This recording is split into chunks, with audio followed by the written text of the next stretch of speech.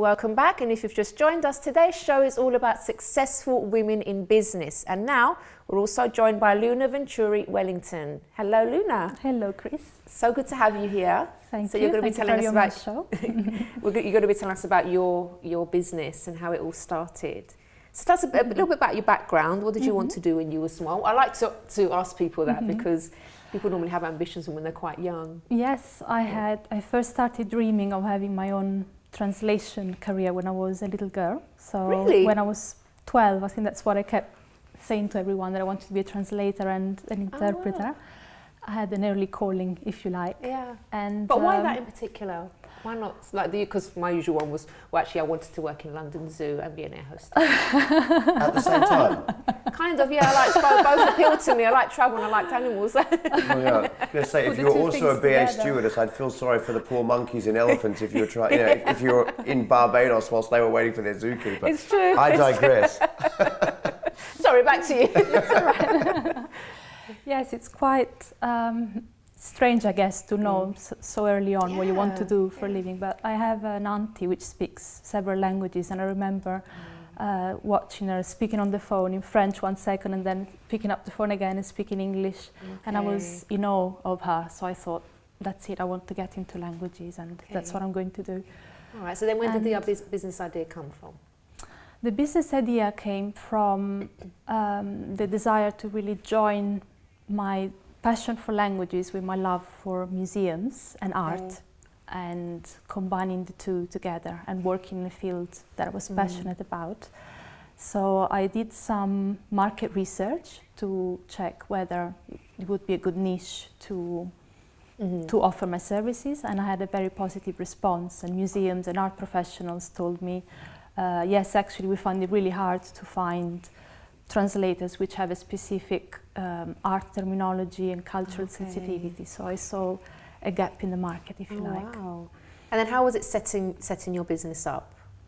It was quite challenging, but I got the right help here with my fabulous mentors, and the input they're giving me, the advice they're giving me has been really crucial, I would say, in putting me in the right direction and making my business grow and translating, if you like, my dream into reality. And having a sort of concrete business plan and a strategy to move forward has been super useful. And how's it been going? How's the business been developing? It's going really well. I set it up recently, but we already had a positive response from clients, and we're working with some prestigious museums already and some smaller local museums. So yeah, it's very exciting. Now tell us, let's talk a little bit about obviously the stress of having a business, because there are a lot of people, they do go through a lot, and it is, like you said, it's a very challenging thing to do and a brave thing to do, because most people kind of think about it and then it's just an idea and then it just goes, they don't pursue it. How do you keep yourself, I would say, mentally healthy and you know, good inside, even though there's things may be going wrong or it's very stressful? How do you kind of keep yourself grounded?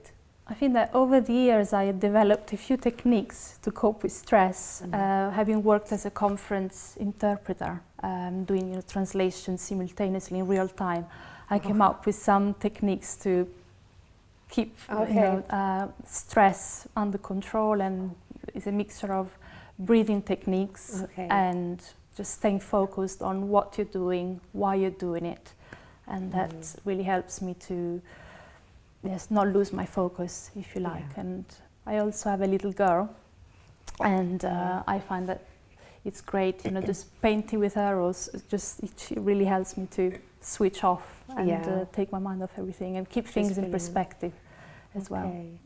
All right, so let's speak to our mentors now.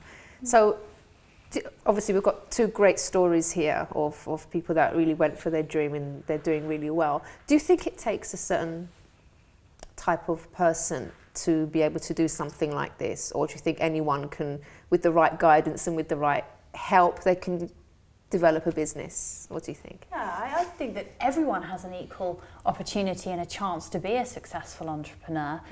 And I think there's things that you can do at the start, like having that strong mindset in the beginning and believing in yourself. There's many different things that you can do, you know, in terms of setting up a business. You've got to research first, but use it and enjoy the experience of learning and thinking about setting up a business. So, you know, for those of women out there who are thinking, yeah, I'm going to, you know, what business shall I do? You've got to think of something that's perhaps going to be here in 5-10 years time, you know, not just a passing fad or a trend. You actually got to research that there's a market for this product or service that you're thinking of creating. And I just think it's a wonderful experience to go and do something on your own. I think it's, you know, it's so rewarding, isn't it? Really, really rewarding, It's the most rewarding thing you can do. Absolutely. Now, obviously, I was just going to say, what I really hope that the viewers got from both Arena and Luna is they, first and foremost, they love what they do. The background of Luna, if we focus on Luna, is her background was, of course, it was the love of translation. How many languages can you speak now? I speak 4. 4 and growing. From the passion of her grandmother to her love of museums and art, she put a business together around what she was good at and what her love and passion was. When you're in business, can anyone do it? The answer is yes, but the pattern that you're hearing tonight from Luna and Arena is, number one, you have to love what you do. You have to have a passion for it, because it is tough and you have to work your backside off to make it work. And the only way that you can have that desire to keep working through those difficult times is if you have that passion, that love, that belief that it's going to be something that's not a fad, that is something that's going to last 5-10 years. Definitely. And that would be my answer to that as well. Yeah, okay. Now let's talk also, especially with the females now. I'm done now. You can input because you have kids anyway, Jonathan. Yes. But getting that kind of balance right, because, you know, especially if you have a family and you have children and stuff, that's quite difficult, I can imagine, because you do have to work really hard, you do have to put the hours in and stuff. How do you get that balance without, because obviously if you're working too much, you start to feel guilty because you're neglecting other people and your relationships and stuff.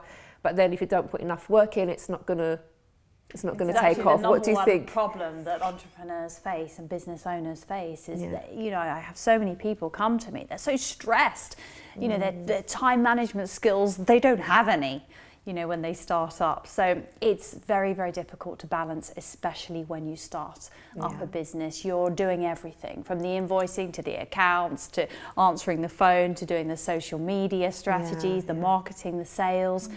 Where's the balance when you first set up a business? It's very difficult. But it's all about prioritizing, and we talk about mental health. It's managing the mind, most importantly, managing the situation. You have to learn to prioritize, and you have to learn to prioritize with everything in life. You know, not everything can be a number one priority. So there's things that you can do to learn, you know, to incorporate time management into your day and have a proper structure. I've witnessed so many business owners coming to me and they are just exhausted. They're up till, you know, 2-3 o'clock in the morning every night trying to do everything.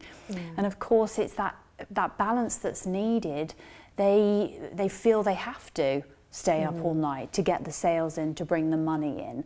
Whereas if they actually refreshed themselves, rejuvenated, had that power nap, maybe did a bit of meditation, went out for a quick run, you know, their mind would be so much more alert. So it is critical to have that mental break, you know, before you keep going on to the next task. But otherwise you're working yourself into the ground. So unfortunately, we all have to learn the hard way how to structure our day and how to have balance. And if I can add to that, I think that it's also important to understand that you do not have to do everything yourself. As a small business, you do have that tendency to, you know, work around the clock and cover everything. It's your baby, everything. isn't it? You want to do everything yourself. But you need to learn how to hand over certain parts of your business to other specialists. So that's when the mentoring comes in, and you might decide to outsource some parts of your business and get someone to sort of help you with the load. And sometimes just one piece of advice could save you so much time. Like, so, you know, you're sort of spending so much, wasting time doing something that you could be doing in a much better way.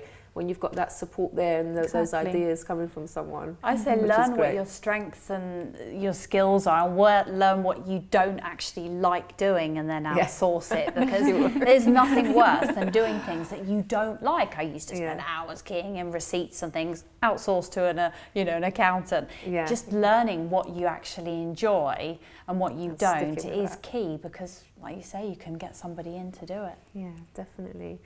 Guys, it's been wonderful. Thank you so much. Thank you for your story as well, and all the best with the future. I'm sure it's going to be doing better and better. And thank you so much for your advice.